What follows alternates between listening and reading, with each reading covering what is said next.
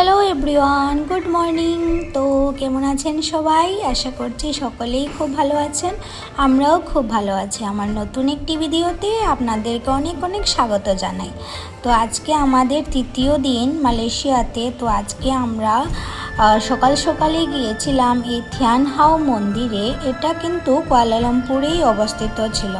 এটি একটি চীনা মন্দির আর এটি মালয়েশিয়ার মধ্যে অন্যতম একটি সুন্দর মন্দির হিসাবেও পরিচিত। এই মন্দিরের নির্মাণ কাজটি 1981 সালে শুরু হয়েছিল আর এটা শেষ হয় 1987 সালে এবং 1989 সাল থেকে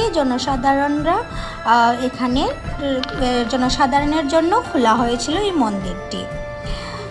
থিয়ান হাও মন্দিরটি শুধুমাত্র একটি উপাসনালয় নয়, কিন্তু এটি একটি গুরুত্বপূর্ণ সাংস্কৃতিক কেন্দ্রও বটে। এখানে চীনা স্থাপত্যের সাথে আধুনিক নকশার মিলনও দেখা যায়। বিভিন্ন মন্দিরের বিভিন্ন দেবদেবীর পূজাও হয়। এখানে 3টি বেদি রয়েছে যেখানে বিভিন্ন দেবদেবীর মূর্তি স্থাপন করা হয়েছে। মূল বেদিটি মাজু দেবীর উদ্দেশ্যেই নিবেদিত। থিয়ান হাও মন্দিরটি কিন্তু মালয়েশিয়ার চীনা সম্প্রদায়ের জন্য একটি গুরুত্বপূর্ণ স্থান, যেখানে তাদের ঐতিহ্য সংস্কৃতি উদযাপন করেন। এটি একটি জনপ্রিয় পর্যটক কেন্দ্রও কিন্তু বটে, আর যেখানে প্রতিদিন বহু দর্শকরাও কিন্তু গিয়ে থাকেন। থিয়ান হাও মন্দিরের প্রার্থনা কক্ষ কিন্তু রয়েছে মন্দিরের ভেতরেই সেটা রয়েছে।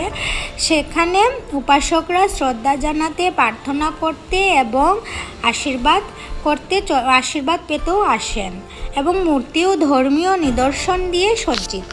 মন্দিরের চারিপাশে কিন্তু সুরক্ষিত উদ্যান এবং উঠোন দ্বারা বেষ্টিত, যেখানে মূর্তি, মণ্ডপ এবং কৈপুকুরও রয়েছে। কিন্তু থিয়ান হাও মন্দির ঐতিহ্যবাহী চীনা বিবাহের জন্য কিন্তু একটি জনপ্রিয় স্থান।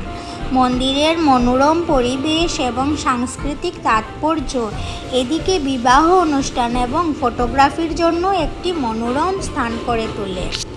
লণ্ঠন প্রদর্শন আর মন্দিরের মধ্যে যে লণ্ঠন প্রদর্শনের চিত্র আমরা দেখতে পেয়েছি, এগুলা কিন্তু বিশেষ করে চীনা নববর্ষ উদযাপনের সময় রঙিন লণ্ঠন উৎসবের পরিবেশকে আরও বাড়িয়ে তোলে।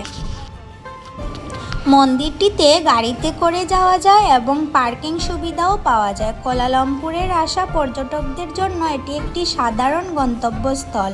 আর আমাদের কিন্তু এই মন্দিরটা অনেক অনেক বেশি ভালো লেগেছে। আমরা কিন্তু অনেকটা টাইমই এই মন্দিরে কাটিয়েছি। তারপর আমরা বেরিয়ে চলে এলাম কেএল টাওয়ার, যা মেনারা কুয়ালালামপুর নামেও পরিচিত। কুয়ালালামপুরের এটি একটি বিখ্যাত টেলিযোগাযোগ ব্যবস্থাও টাওয়ারও বলা যায়। এটি মালয়েশিয়ার অন্যতম ল্যান্ডমার্ক এবং পর্যটকদের জন্য কিন্তু এটি একটি জনপ্রিয় গন্তব্যস্থানও বলা যায়। এর নির্মাণ কাজ শুরু হয়েছিল 1991 সালে এবং 1995 সালের 1 মার্চ এটি খোলা হয়, জনসাধারণের জন্য দেখার জন্য খোলা হয়। কেএল টাওয়ারের উচ্চতা ছিল 421 মিটার, যা এটিকে বিশ্বের 7ম বৃহত্তম মুক্তভাবে দণ্ডায়মান টাওয়ারও বলা যায়। তারপর আমরা চলে এসেছিলাম চায়না মার্কেটে। চলুন চায়না মার্কেটের ভিতরটাও দেখাই। মালয়েশিয়ার চীনা বাজারের ইতিহাস বেশ দীর্ঘ এবং চীনা অভিবাসীদের আগমনের সাথে সম্পর্কিত। প্রায় 600 বছর আগে চীনা অভিবাসীরা মালাক্কায় আসে, যা চীন ও মালয়েশিয়ার মধ্যে সাংস্কৃতিক আদান প্রদানের ভিত্তি স্থাপন করে। প্রায় 19 শতকের প্রায় 5 মিলিয়ন চীনা অধিবাসী মালয়েশিয়ায় আসে, যাদের বেশিরভাগই এসেছিলেন চীনার গ্রামীণ দারিদ্র, ব্রিটিশ উপনিবেশ এবং আশ্রিত অঞ্চলের কর্মসংস্থানের সুযোগের সন্ধানে। এরা এখানে আসার পর তারা তাদের নিজস্ব সংস্কৃতি ও ঐতিহ্যবাহী ব্যবসা বাণিজ্য শুরু করে। এর মধ্যে ছিল খাদ্য, বস্ত্র, অন্যান্য নিত্য প্রয়োজনীয় জিনিসপত্রের দোকান। সময়ের সাথে সাথে মালয়েশিয়ার চীন সম্প্রদায় বিভিন্ন পেশায় নিয়োজিত করেন নিজেকে, যার মধ্যে রয়েছে ব্যবসা বাণিজ্য, শ্রমিক এবং বিভিন্ন পরিষেবার কাজেও নিযুক্ত করেন। মালয়েশিয়ার বিভিন্ন শহরেই কিন্তু চায়না টাউন গড়ে উঠেছে, যেখানে চীনা সংস্কৃতির প্রতিফলন দেখা যায়। এটি কুয়ালালামপুরের প্রেতাং স্ট্রিট একটি বিখ্যাত চায়না টাউন, যেখানে বিভিন্ন ধরনের চীনা পণ্য, রেস্তোরাঁ এবং ঐতিহ্যবাহী বাজার পাওয়া যায়। এখানে অনেক চকলেটের বাজারও দেখা গেছে। তারপর অনেক সাংস্কৃতিক জিনিস, ওদের বুদ্ধদেবের মূর্তিও অনেকগুলা দেখা গিয়েছে। আমরা অনেক কিছু দর্শনের পর এই ফুলগুলোও দর্শন করতে পেলাম, অনেক ভালো লেগেছে। এখান থেকে আইসক্রিমও খাওয়া হয়ে গিয়েছে। এখন বেরিয়ে পড়েছি লাঞ্চের জন্য। তো আমরা একটা মলের মধ্যে এসেছি লাঞ্চ করার জন্য। আর এখানে আমরা একটু সাউথ ইন্ডিয়ান ফুডের অর্ডার দিয়েছিলাম, তার মধ্যে অনেক কিছুই আইটেম দিয়েছে। তারপর আমরা চলে গেছিলাম টুইন টাওয়ারের উদ্দেশ্যে। তো এখান থেকে আমরা গাড়ি করে এসে গেলাম টুইন টাওয়ারে। তো চলুন টুইন টাওয়ারটাও দেখে নিই। আমরা আজকে টুইন টাওয়ারের ভিতরে গিয়েছিলাম। তো twin tower, Petronas twin tower, যা মালয়েশিয়ার কুয়ালালামপুরে অবস্থিত। এটি একটি বিখ্যাত স্থাপত্য যা দুটি 84 তলা বিশিষ্ট আকাশচুম্বী ভবন নিয়ে গঠিত। এটি একটি গুরুত্বপূর্ণ ল্যান্ডমার্ক এবং পর্যটকদের জন্য একটি বিশিষ্ট জনপ্রিয় গন্তব্যস্থানও বলা যায়।